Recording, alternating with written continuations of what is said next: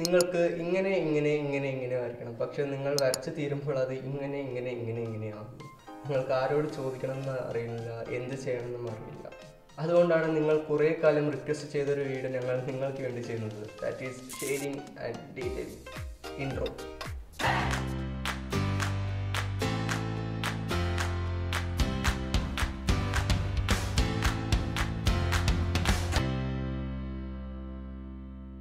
So what is shading അല്ലെങ്കിൽ Y shading? ഒരു പിക്ചറിന് അല്ലെങ്കിൽ ഒരു ആർട്ടിന് അതിൻ്റെ ഒരു ലൈഫ് കൊടുക്കുന്നത് ഷെയ്ഡിങ്ങിലൂടെയാണ്. ഒരു 2D പ്ലെയിനിൽ നിന്നും ഒരു 3D പ്ലെയിൻ അല്ലെങ്കിൽ 3D സ്ട്രക്ചർ ക്രിയേറ്റ് ചെയ്യുന്നത് ഷെയ്ഡിങ്ങിലൂടെയാണ്. ആർട്ടിൻ്റെ ഒരു മെയിൻ ഭാഗം തന്നെ ഷെയ്ഡിങ് ആണ്. ഷെയ്ഡിങ്ങിലൂടെ ആർട്ടിനെ അടിപൊളിയാക്കാം, അതേപോലെ തന്നെ ആർട്ടിനെ വൺ ബോറുമാക്കാം. സോ നമുക്ക് ഷെയ്ഡിങ് എങ്ങനെ ചെയ്യാമെന്ന് നോക്കാം. Let's go. ഷെയ്ഡിങ് ചെയ്യുന്നതിന് മുമ്പ് ബിഗിനേഴ്സ് വരുത്തുന്ന കോമൺ മിസ്റ്റേക്കുകൾ, ഒരു 3 കോമൺ മിസ്റ്റേക്കുകൾ ഞാൻ അവിടെ പറയാം. അത് ഒന്ന് മനസ്സിലാക്കി വയ്ക്കുക. ഫസ്റ്റ് വൺ ആണ് ഡോണ്ട് ഔട്ട്ലൈൻ എ പിക്ചർ. അതായത് റിയൽ വേൾഡിൽ ഔട്ട്ലൈൻസ് ഇല്ല. ആൻഡ് ലൈൻസും ഔട്ട്ലൈൻസും തമ്മിലുള്ള ഒരു ഡിഫറൻസ് നിങ്ങൾ മനസ്സിലാക്കണം. സെക്കൻഡ് മിസ്റ്റേക്കാണ് see a picture as a 3D form. അപ്പോൾ നമ്മൾ നോക്കി വരയ്ക്കുന്ന പിക്ചർ നമ്മളുടെ പ്രിഫറൻസ് ഫോട്ടോ നമ്മൾ 3D ആയിട്ട് ഇമാജിൻ ചെയ്തിട്ട് വേണം നമ്മൾ ഒരു ഫോട്ടോ വരയ്ക്കുന്നത്. എന്നാലേ നമ്മൾ വരയ്ക്കുന്ന ഫോട്ടോയും 3D ആയിട്ട് കിട്ടുന്നു. So C a picture as a 3D form. Third one ആണ് വാല്യൂ മിസ്റ്റേക്ക്. ഷാഡോസ് നല്ല ഡാർക്കാക്കി വരയ്ക്കാത്തതും മിഡ് ടോൺസ് നല്ല ഡാർക്കാക്കി വരയ്ക്കുന്നതും ഒരു മിസ്റ്റേക്ക് തന്നെയാണ്. അങ്ങനെ വരയ്ക്കുമ്പോൾ ആ ഫോട്ടോൻ്റെ ഒരു 3D ഫോം അല്ലെങ്കിൽ ഒരു റിയലിസം പോയി കിട്ടും. സോ ഈ 3 മിസ്റ്റേക്കും അവോയ്ഡ് ചെയ്യാം, മാക്സിമം അവോയ്ഡ് ചെയ്യുക. അങ്ങനെ ചെയ്യുമ്പോൾ തന്നെ ഒരു ബിഗിനേഴ്സിൽ നിന്നും ഒരു കുറച്ചും കൂടി അഡ്വാൻസ്ഡ് ഒരു ലെവലാണ്.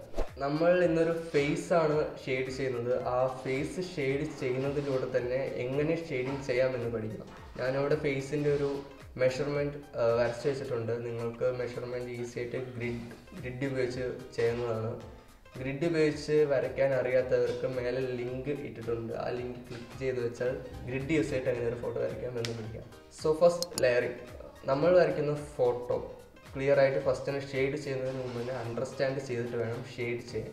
ഞാനിപ്പോൾ വരയ്ക്കുന്ന ഫോട്ടോയുടെ ലൈറ്റ് സോഴ്സ് മുകളിൽ നിന്നാണ് വരുന്നത്. സോ അത് അണ്ടർസ്റ്റാൻഡ് ചെയ്തിട്ടാണ് ഞാനിവിടെ ഷെയ്ഡ് ചെയ്യാൻ പോകുന്നത്. അതേപോലെ തന്നെ നിങ്ങൾ യൂസ് ചെയ്യുന്ന ഫോട്ടോൻ്റെ ലൈറ്റ് സോഴ്സ് എവിടെ നിന്ന് വരുന്നതെന്ന് ഫസ്റ്റ് ക്ലിയർ ആയിട്ടൊന്ന് അണ്ടർസ്റ്റാൻഡ് ചെയ്ത് വെക്കണം.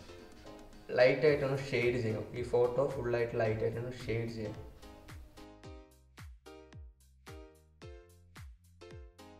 അപ്പോൾ നിങ്ങൾക്ക് കാണാം നോസിൻ്റെ താഴ്ഭാഗത്തെല്ലാം ഡാർക്ക്നെസ് ഞാൻ കൊടുത്തിട്ടുണ്ട്. കാരണം മേൽഭാഗത്തു നിന്ന് ലൈറ്റ് അടിക്കുമ്പോൾ നോസിൻ്റെ താഴ്ഭാഗത്ത് ലൈറ്റ് ബ്ലോക്ക് ചെയ്യപ്പെടും.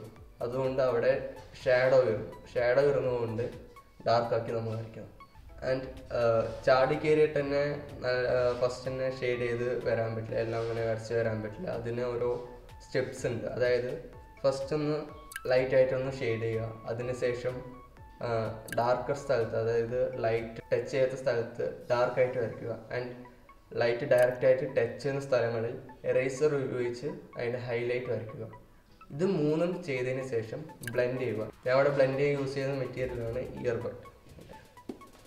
ഇയർബഡ്. ഇത് ഉപയോഗിച്ചിട്ടാണ് ഞാൻ ബ്ലെൻഡ് ചെയ്യുന്നത്. സോ ഈ 3 കാര്യങ്ങളും ചെയ്തതിന് ശേഷം ബ്ലെൻഡ് ചെയ്യുക. അങ്ങനെ ഒരു ലെയർ കംപ്ലീറ്റ് ആകും. അങ്ങനെ കുറേ ലെയർ ഇങ്ങനെ കംപ്ലീറ്റ് ചെയ്ത് വരിക. ഒരു 3D ആയിട്ടുള്ളൊരു ഫോം അല്ലെങ്കിൽ 3D ആയിട്ടൊരു സ്ട്രക്ചർ നമുക്ക് ക്രിയേറ്റ് ചെയ്ത് തരാൻ പറ്റും.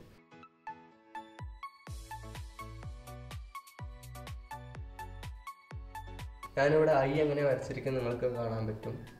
ഐ വരയ്ക്കുമ്പോൾ ശ്രദ്ധിക്കേണ്ടത് അതിൻ്റെ റിഫ്ലക്ഷനാണ്, അതിൻ്റെ ഒരു ഹൈലൈറ്റാണ്.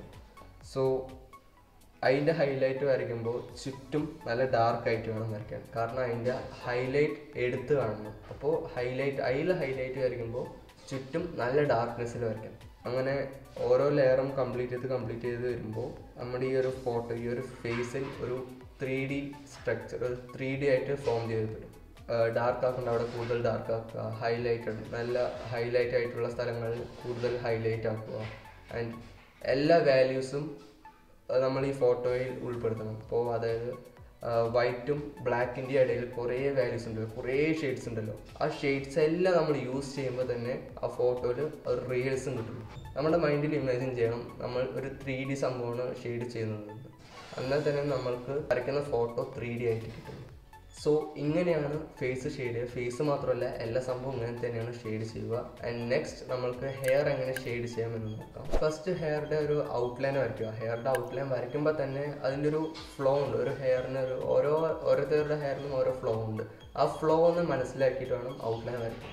ഹെയർ വരയ്ക്കുമ്പോൾ ആദ്യം തന്നെ ചാക്കി കയറി സ്ക്രിബിൾ ചെയ്ത് വരയ്ക്കരുത്. എല്ലാവരുടെയും കാണാം ഓരോ ഹെയർ ഇങ്ങനെ വരയ്ക്കുന്നത്, സ്ക്രിബിൾ ചെയ്ത് വരയ്ക്കുന്നത്. അത് ഫസ്റ്റ് തന്നെ അവോയ്ഡ് ചെയ്യണം. അങ്ങനെ ചെയ്യാനേ പറ്റില്ല. ഹെയർ വരയ്ക്കുന്നത് സാധാ ഷെയ്ഡിങ്ങിലൂടെ തന്നെയാണ്.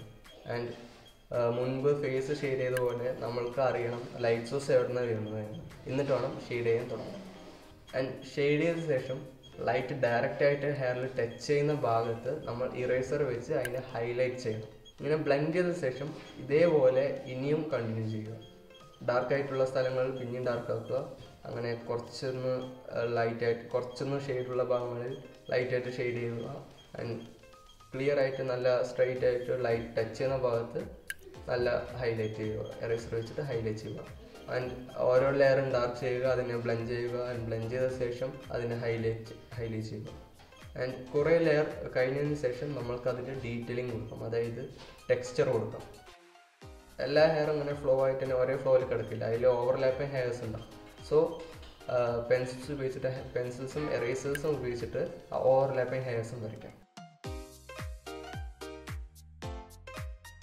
സോ ഇങ്ങനെയാണ് ഹെയർ ഷെയ്ഡ് ചെയ്യേണ്ടത്, ഇങ്ങനെയാണ് ഹെയർ വരയ്ക്കേണ്ടത്. സോ ഈ ഷെയ്ഡിങ് ആൻഡ് ഡീറ്റെയിലിംഗ് ലെസൺ അല്ലെങ്കിൽ ഈ ട്യൂട്ടോറിയൽ നിങ്ങൾക്ക് എല്ലാവർക്കും മനസ്സിലായി ഹെൽപ്പ് ചെയ്യുമെന്ന് വിചാരിക്കുന്നു.